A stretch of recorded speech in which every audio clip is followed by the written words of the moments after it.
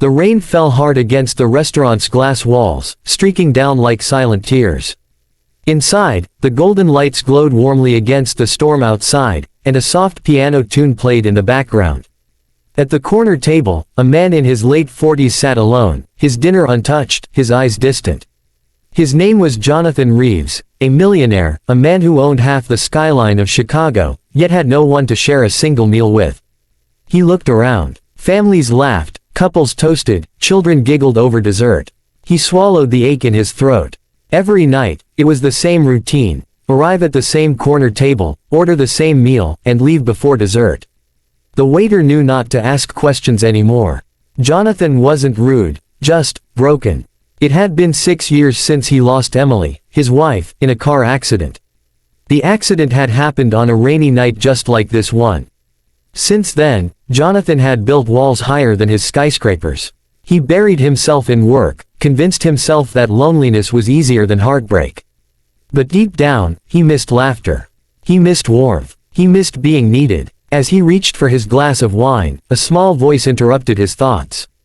"Excuse me, sir." He turned, startled. A little girl, maybe 6 or 7, stood beside his table, clutching a worn-out teddy bear. Her hair was damp from the rain, and her eyes were large, brown, and timid. Behind her stood a woman, probably in her 30s, drenched, exhausted, holding a paper bag and a purse that had clearly seen better days. "My daughter's hungry," the woman said softly, almost embarrassed. Can we join you?" The restaurant grew quiet for a moment. A few heads turned. Jonathan blinked, unsure if he'd heard her right. People didn't usually approach him, not here, not anywhere. He looked at the little girl again. Her small stomach growled audibly, and she gave a shy smile. "I'm sorry," the woman said quickly. "We'll just go." "No," Jonathan said suddenly, his voice more emotional than he intended. "Please, sit." The woman hesitated, then nodded gratefully. "Thank you," she whispered. "I'm Grace, and this is Lily." As they sat down, Jonathan motioned for the waiter, ordering soup, pasta, and hot chocolate. Lily's eyes sparkled when the food arrived, and she ate with the kind of pure joy that Jonathan hadn't seen in years. Grace, on the other hand, only picked at her plate. Jonathan studied her, the tired eyes, the nervous way she clutched her hands. He could tell she wasn't used to asking for help.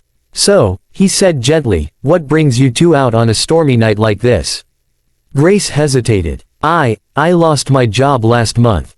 We were staying at a small motel, but today we had to leave.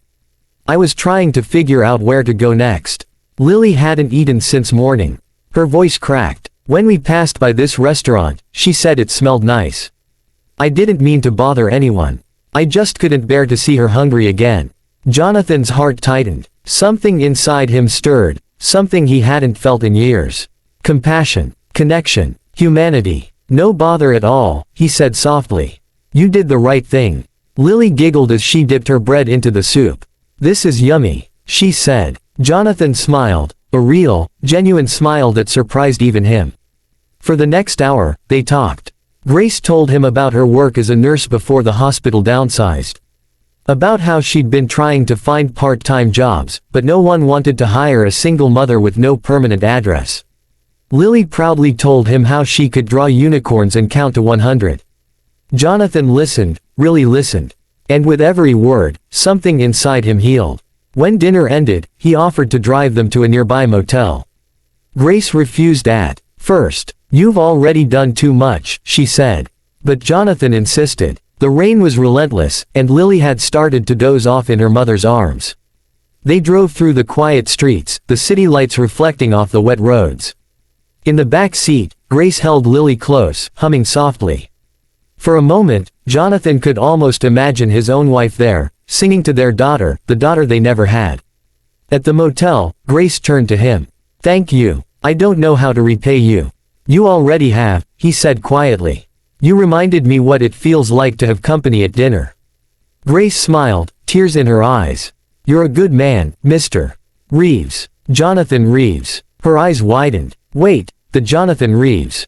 The businessman on the magazine covers." He sighed. "Yes, though I'd rather just be Jonathan tonight." She nodded softly. "Then thank you, Jonathan." Before she left, Lily stirred awake and whispered, "Good night, Mr. Jonathan. You're nice." He chuckled. "Good night, little one." That night, Jonathan couldn't sleep. He kept thinking about the way Lily's laughter had filled the restaurant. About the way Grace had smiled through exhaustion. For the first time in years, he didn't feel empty. The next morning, he made a decision.